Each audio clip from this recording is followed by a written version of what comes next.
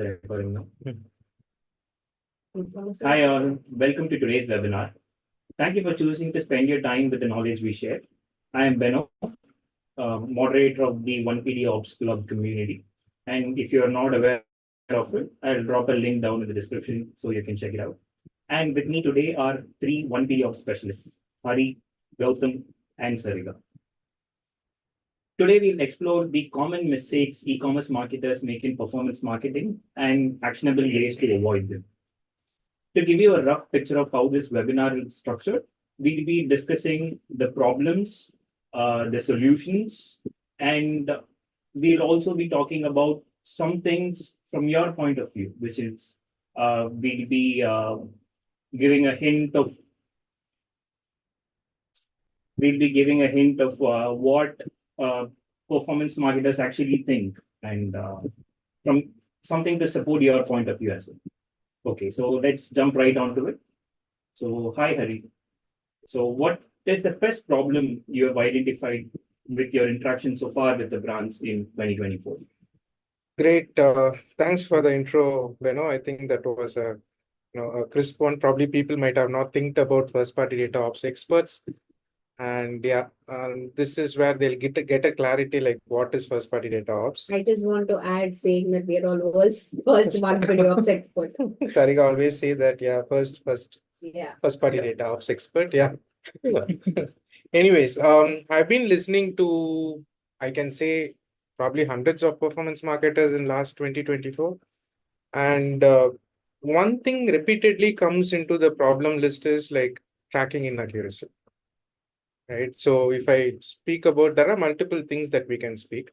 But one thing suddenly, if you wake up in my sleep and ask, hey, what's first problem for performance marketers? I think in India specifically, this tracking inaccuracy is a major thing which I see. Why do you think so it is?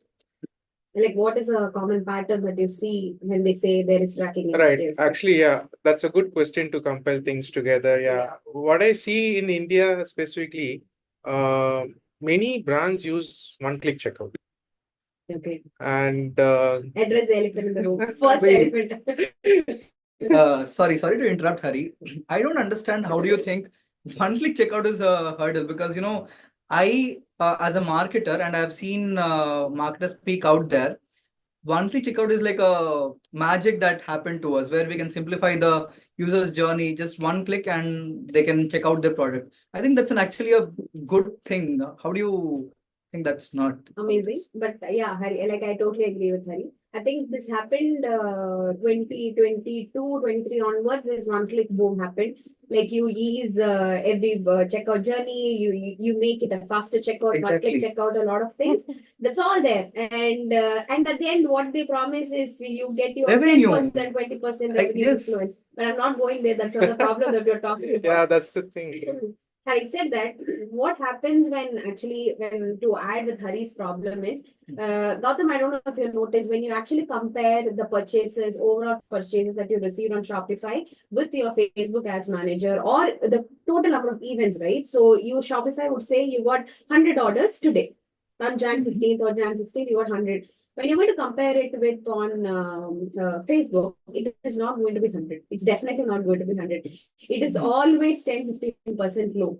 So how would you know which campaign is actually giving you that gist, which is performing more? How do you know? And the numbers are actually not at all accurate. And we are all somewhere agreed in our mind that there will be some inaccuracy, no? That is normal. exactly? And that inaccuracy is come to a point of, okay, this is not normal anymore. True. That's where Hari, like when he starts talking to the demos and the brands and all, he started saying, hey, listen, I'm seeing inaccuracy here. And and also they don't know it is because of we are having another environment on their website. We are having a different plugin on the website.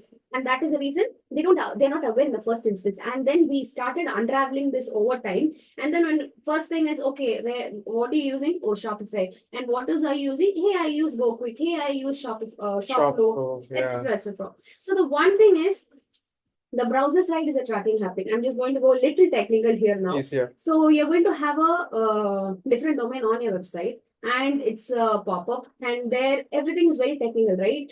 and you click, and then sometimes you're taken to a different domain, sometimes you're in the same domain, and the tracking actually miss the user journey. So let's say in your business you have had 1,000 or 1 lakh of add to carts. Not all add to carts, like Sarika has done this add to cart, is not been picked up accurately.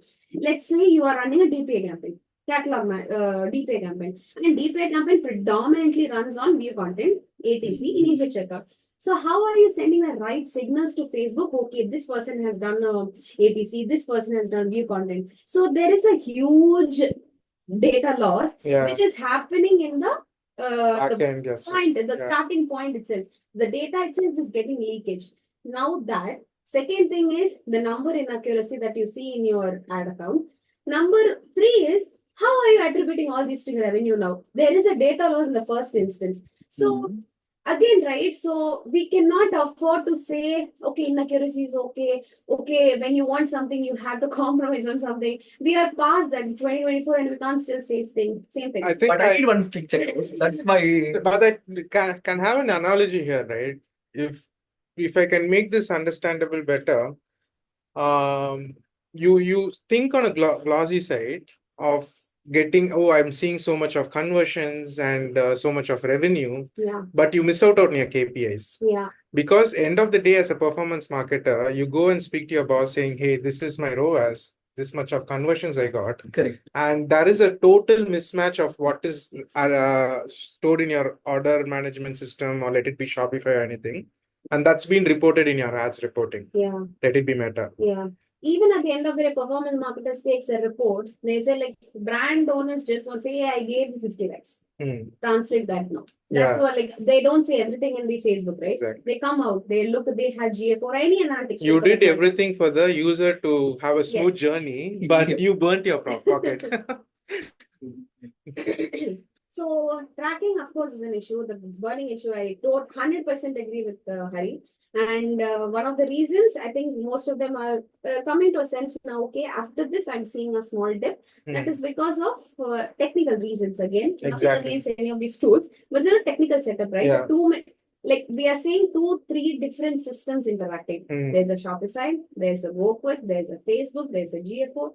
Too many systems. User journey gets break. So, okay. So are we saying anything now? Like, and I think, Sarika, one point we can also think about having a one-click checkout, not offensive, Gautam, again. Absolutely, we need smoother conversion, but at the performance marketer's point of view, whether your DPA campaigns running well. Because even add to cart goes to their environment, right? And are you able to have this data loss arrested and your DPA campaigns performing well? That's another question. That's like a different question itself. Like, how is my campaigns going? Is my DPA performing? And DPA campaigns are the campaigns which ideally will perform the most for most brands. Ideally, in the ideal world. Absolutely. That's what is the key conversion happens there. Even people don't convert in your acquisition campaigns. Your DPA campaigns will be able to pull the people back. Exactly. Awesome. So, okay. So, are we landing into a solution right away this year? Absolutely. I think I cannot get convinced that one-click checkout can give you 100% accuracy. It's a great kind of, a software or technology to have for smooth conversion. From performance marketers' point of view, I think we need a solid tracking. Even user goes to multiple environments, we'll have to pull it out together. So your attribution is not taken for a toss. Yes. So, so we need a tracking for data. We need a system. And that's where this one PDOP system, not just custom labs, like any one PDOP system for that matter, should be there in place in any website. If you're running ad, no matter who you are, small business, big business, whatever, you are on digital platform running ads, you need a one PDOP system in place to cohesively track things and send data to other destinations like Facebook or wherever you're running. So you need one PDOps, and that's why there are going to come a lot of one PDOps expert, and that's why we claim ourselves as the first. Yeah, we can be proud about it. Yeah, of course. I have my email signature as the world's first. Yeah, I have my LinkedIn's bio written as first party text. Wow. Awesome. Great, guys. Wonderful. So, did we do well? Yes, yes, of course. So, coming from being a very new person into this industry, so this discussions and these things, I guess, helps me get a bit of a clarity on what is the problems that we have. And of course, this webinar is limited to a certain time, so we are not jumping into like very deep things. But of course, in the coming webinars, we can also address these things in details on Absolutely. workshops or whatever that is. And in this respect, Hari, what was the second thing that you had in mind as the You problem? mean the tracking, the problem in general, what Yes, the performance? problem. The mistakes is what you're Yeah. The problems, the mistakes, whatever. Got it. I think another sudden thing comes to my mind is RTO's issue. Hari is all picking only controversies. See, it's not about controversies, but constructive, right? I think I should move out of this because RTO is not my concern at all. Why? I'm a performance marketer. I am cared about ads and stuff. I mean, RTO is something that's related to a brand's or product market fit. So how, I don't know, how can I Okay, be a let part me of? ask a question to you then. Okay. Your boss gives you, as a performance marketer, your boss gives you 2 crore money for running ads, right? You spend that money and you're getting good conversion. In another 7 days, every products have been returned. Are you gonna take credit for that? Exactly. Yeah, big credit for that. And you cannot just step away. It's not because of my ads. It is just your product is not Yeah, good. I can't tell that to my person who's giving 50 lakh Exactly. rupees. As a marketer, you'll have to find that PMF, right? Okay. So Agreed. that's where I see this problem peeking out, like in specifically India, right? Even there is a benchmark, a product can have this much of RTOs, but it's going way forward, way ahead than that. So that's the main problem, I think. Yeah, RTO, I think in India specifically, we return orders. So, in this specifically in the last 6 months or so, we have onboarded a lot of brands, specifically the bigger noticeable brands who had this issue, and how we mitigated it or how we started approaching this RTO was very beautiful. The journey was very beautiful, and the whole thing, how we approached was very nice. So, basically, to just put things to context, we have 100 orders coming on Jan 1st and I see a ROAS of what 2, and then actually it is not 2, that I know it is not 2. 7 days later it could be 1.75 or 1.25 or however it is. So that's the actual reality. So now I know I'm having in every 100 orders 35 orders are getting returned. Now we know this is getting returned, and at some level Shopify can say Facebook this much based on the UTMs, maybe whatever they are able to capture, the limited capture, they know, okay, some came from Facebook, some came from Google, and if there is one click checkout in place, I think another thing I'm just going to call back. Connecting. Yes, one click checkout tools also has an inbuilt feature that they say is they also help you control this RTOs, because they are going to mark each user based on their behavior. They say this guy is a high risk guy, this guy is a low risk Absolutely. I guy. think we'll have to call out that Yes. beautifully done by Go quick. Go Quick and even faster Shiprocket. Yeah, I think so. Yeah. And these guys send a tag when someone does the purchase, right? Yes. And See, this, one click code is helping out. yeah, each and every technology has its pros, right? Which we don't deny. But marketer's point of view, yeah, we need a first party data ops is the answer. Yeah. So now we have too many systems, right? Shopify says, okay, 2030 from our Facebook and 2030 from Google. And there's another part where Go Quick says that, okay, this is a high risk guy, this is a low risk guy. Now, how do I collate and see together which campaign actually is giving me more high risk buyers, low risk buyers, or on overall level, how much is the RTOs? On overall level, which campaign gave me a lot of return orders? Like just imagine a rough thought. You're in your ads manager, against every campaign, against every ad set, against every ad, you're able to see this ad gave me 5 return orders. This ad gave me 6 return orders. So and against that revenue also. So this today it gave 7,000.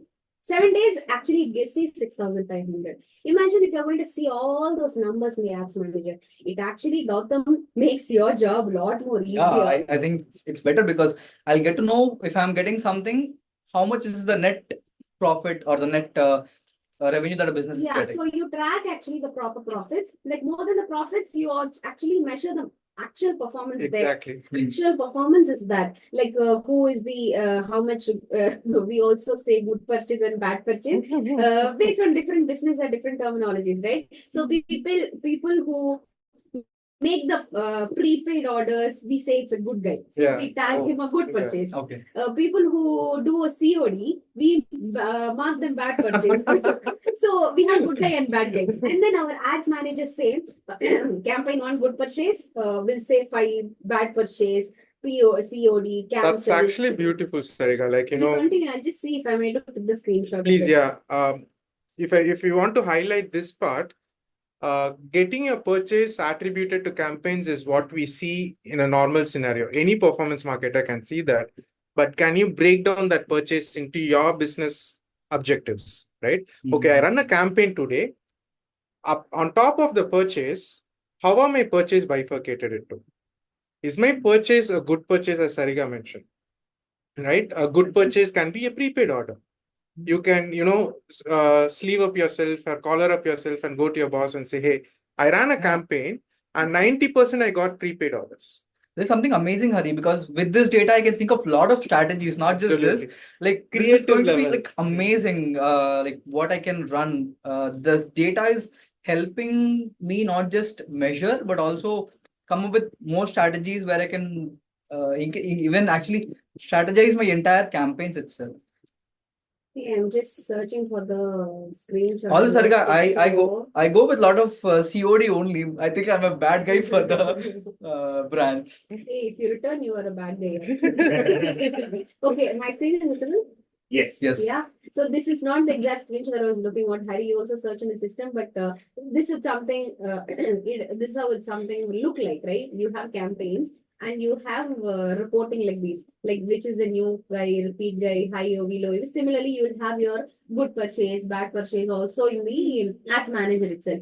So you do not have to export all these things and have in a different tool altogether. So if you're using Meta, then Meta only will show you the results. So this measurement is definitely going to help you. By having this measurement, you can take actionable steps how to control the RTO. Exactly. I'm not going to say you do this, your RTO will be reduced by 10%, 20%. That's not the claim that you're going to go. I know why Harry is laughing. But the thing is, you actually were living in a black box that you didn't know where and how and what.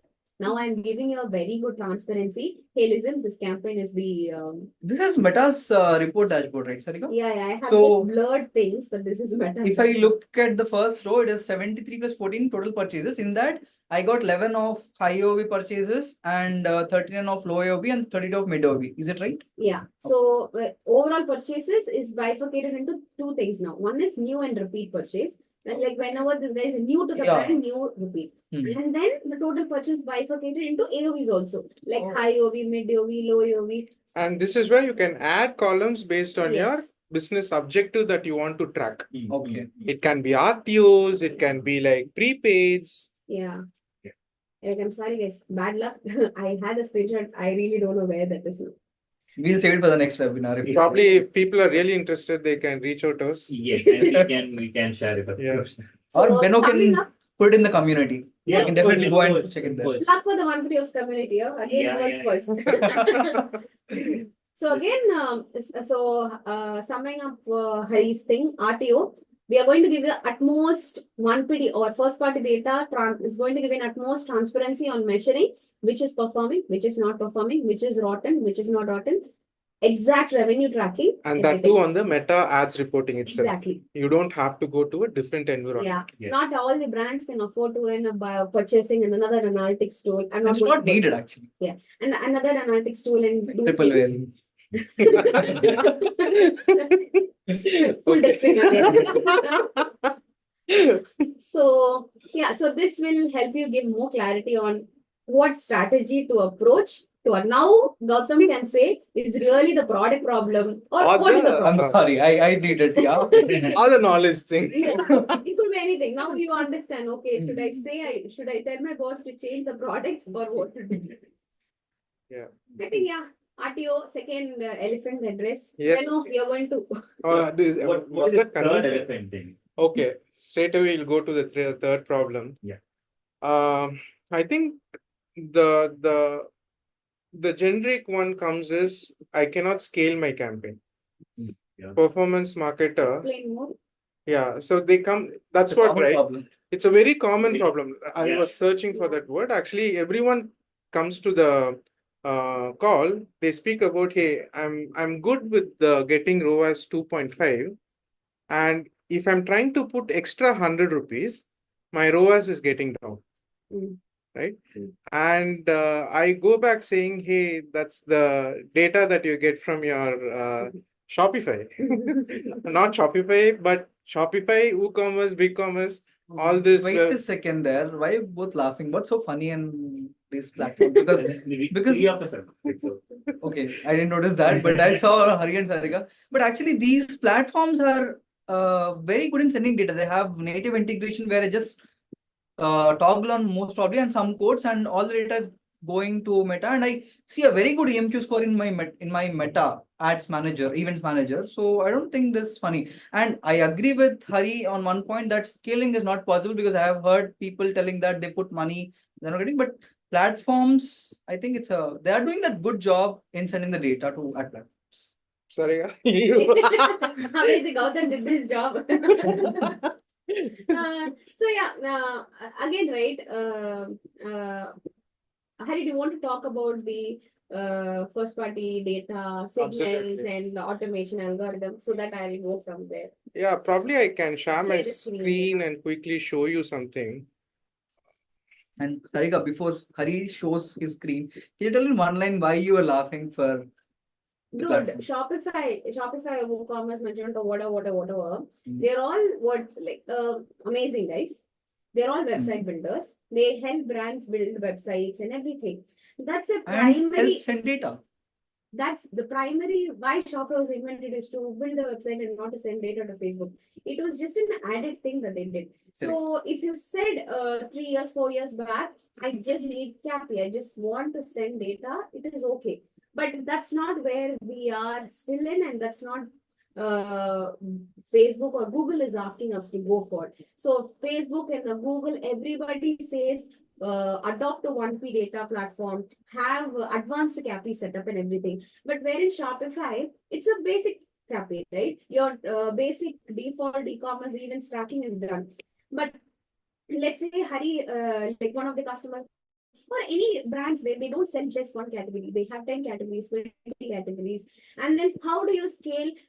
You have inventory also everywhere. You have 100 products each category. And you can't keep selling your 3 or 4 or hero products. How are you going to mitigate that? When you talk about scaling, there are a lot of problems. It's just not campaign, one product. No, you have a lot of problems you have to think about. You have to think about last week, I guess, remember this call. He was saying, I have 40 lakhs inventory. I have to sell this in this winter season, and winter ends by February. What do I do? So I run ads for that product. I should add creatives. And I think Gautam, I'll share my screen. I think I already shared. I think there you'll get more insights. As Sarika said, right, I'm validating this, and this is something not coming from Sarika, but from Meta, Meta itself, right? They speak about the importance of good data, right? In this one specific slide, I'm gonna scroll down there. It speaks about use case maturity, right? I hope the screen is like visible. yeah, maybe little zoom, yeah. Okay, so if you see here, you can be in a nascent stage if you have a redundant conversion API setup. Now, I claim this very aggressively that whatever setup that you guys have now with the native website builder, it's very much redundant. And you cannot definitely go in advanced, let it be for optimization or segmentation or even for your lookalike campaigns. You cannot go advanced if you don't think about deep funnel CAPI integration. This is where first party data ops comes into the picture, right? And the use case are beautiful. And that's where, coming to my problem, which I was quoting, my ROAS is not scaling, right? And there is one more validating use case that Meta speaks about. It says like, how do I use my first party data to make my campaign more efficient in acquiring new customers? Right? And this is what they nailed it, saying importance of good data. Hmm. Now think logically, the purchase event coming from Shopify, right, Hmm. is being bloated with, or probably it's been recorded with multiple purchases, your low AOV purchases, impulsive buys, and minimal of high AOV purchases. Now, if you're going to send this back to Meta, assume this is like Meta's campaign, Okay. and Okay. it says like sample data inputs, and in one which is ad conversion objective. Hmm. Any performance marketer D2C, they know they set purchase as a conversion objective. Correct. Now, if, as I mentioned, if purchase is recording lot of low AOVs, and you're training the algorithm for low AOVs. Oh, I can okay. So scale even up. if I set up my campaign with ad creatives of that inventory, my data would still be all purchase, which is not that inventory data. Exactly. Exactly. Okay. So that's what, build your first party data ops, tell which is good signal for your business. A business A signals could be good for signals business B. That might be a bad signal for business A, right? So it again goes by business to business, brands to brand. As Sariga was mentioning in the second quote, which I was problem point we are analyzing, it's always required for you to analyze first, measure the data, the campaigns, break it down to your business objectives, and then think about optimizing whether you can send the good signals back into Meta for training. Absolutely. So just adding to it. So I'm just again going back to multiple key points of problem statements e-commerce has by having the default capping. Number one is scaling. Number two is not able to have sold all the inventories. Same like, so you have big brands have men products, women products, under men they have a lot of it. Everything is there, and their ad account must be optimized for keep top 5 or top 10 products of theirs. How am I going to mitigate when I go out of stock of my hero products? How am I going to mitigate that? So that's two. Number three is again, it's a not very big brand. It's a brand from US, and they sell products for children, I mean kids, adults, and elderly. Apparently, the whole ad account was optimized for the elderly, and they weren't able to scale for kids and adults, things like that. So this all sums up to a point where I'm not able to get train, or I'm not able to get the results that I want.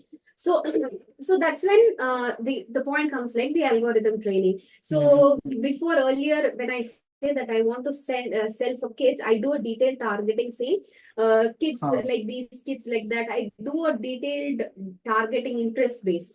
Now that interest based targeting is very 2020, or I don't know, it's like that.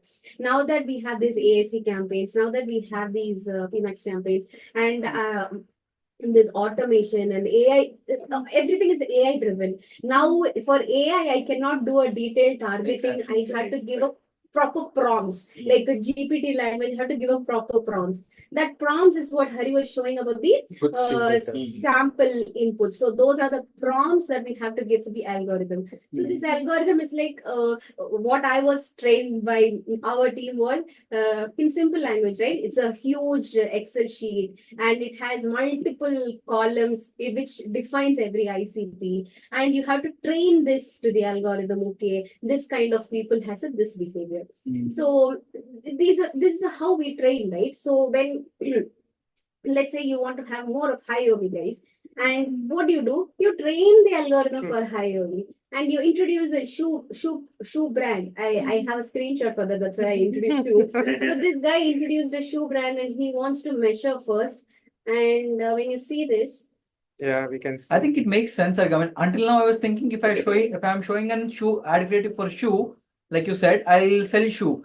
But what I'm missing is I'm giving the whole purchase data, but not just shoe purchase data. I'm missing out that point, because my focus will be like I'm showing shoe, I'll get shoe purchase, and giving the landing page link also for shoe. I was assuming that I'm getting shoe purchase. Even the That's a creatives mistake. can go along with the signals. Exactly. So we are going to do a cohesive way of targeting. So like how we say every campaign is an AI algorithm itself. Yeah. Or every ad set is an AI algorithm itself.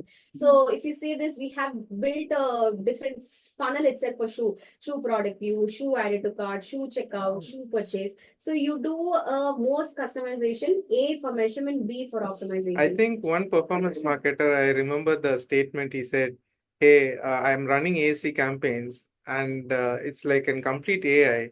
And it's like I'm in a situation that I have to take whatever AI gives. Yeah. Yeah, that is that. Yeah, true.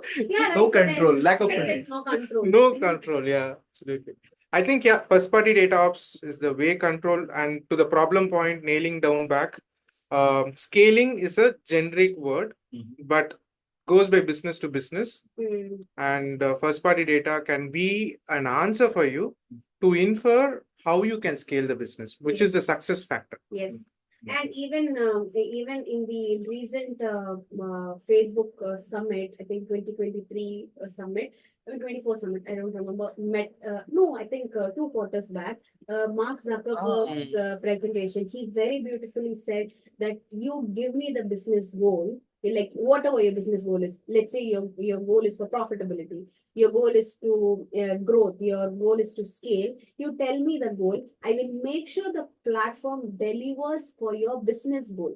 And similarly, even Google launched a recent 1P Activation playbook, Yeah. and it again beautifully aligned with the business goals. Like how we performance, it is actually aligning with the brand, it is aligning with the business Goals, owners, it yeah. is aligning with the performance marketers. So they all unanimously say, guys, send me 1P data. I don't understand anything else.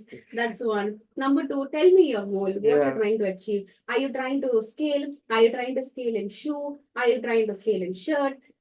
Give me more definition of what you want to do. Exactly. So Sending things together and we hoping like, hey, this will deliver results. Gone are those days. Exactly. I think we'll have to come out of it. Enough of embarrassment for marketers like me out there. I think today it's more than enough for these 3 problems or 3 mistakes that marketers like me are making.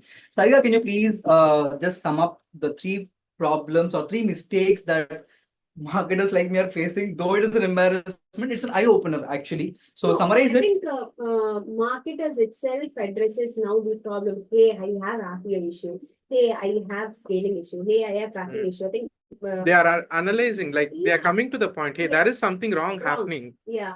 So now we get demos, right? We get forms submitted like tracking inaccuracy, attribution inaccuracy, Optimization. optimization. So these are things that we have. So I can't say they're all way back. So we are there somewhere. So again, top 3 problems, top 3 mistakes of 2024.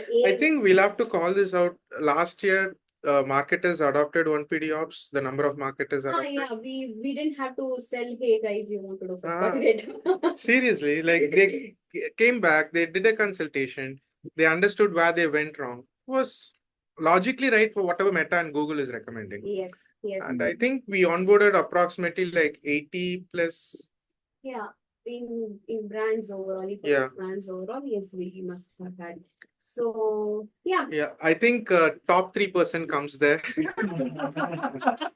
yeah, join the top 3% marketers club. So this is again a third webinar, a third discussion that we are having in the 1PD Ops 3% marketers 1PD Ops community, and we can actually extensively talk, right? So here we only mentioned about top level problems. Yeah. RTO is my issue, scaling is my issue, tracking inaccuracy, one-click checkouts. All these are jargons which is being in the environment talking. So if we have to pick out just one-click checkout and then fix the problem, we can talk more deeper. And if we had to fix about only scaling, we can dig more deeper. And we wanted to know, profitability or Yes. growth, brand level, inventory. So there are multiple challenges. And we are going to talk the first level of data first, and then topping the strategy with the data. Speak with the data, Data. or optimize with the data. Or Yeah. something. So now I can go ask more money to my. Hey, this is what I see, Yeah. and this is where I can grow. More, Exactly. I fix this problem. I think control is something that you can really gain with yeah. we all unanimously agree in the room that you guys Let's need- ask Gautam. Gautam. One thing I'm sure, I'm gonna ditch Shopify Cappy. That's for sure.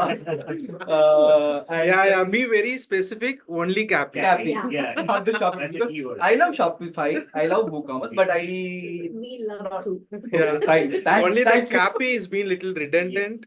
Yeah, you'll have to go advanced with your use cases. Mhm. First party data. First party data it is. So 1P data, and we're going to have discussions in the community further this. We are going to post all the resources that we were talking about, like the importance of good data or 1P playbook activation by Google, and maybe customer stories and case studies and blueprints. All those things will be there in the chat. I think in every webinar, like we say, once only we have this one-to-one conversation, we can actually see what your business is doing. Right. It's like that. So feel free to reach out, to message. Yeah, Everything. join this community, get the materials, go through it. Yeah. We're all in the community. You can just reach out there, and Beno can, as a moderator, can help us everything. Yes. And with respect to this, what we are trying to do with the community is provide you the resources, help you start a discussion, and you among all performance marketers can discuss things. Come to us with any problems that we can solve for you, or you can find the solutions by interacting with your peers across the globe, and then find purpose there. So we are trying to run it as mostly as a user-led community.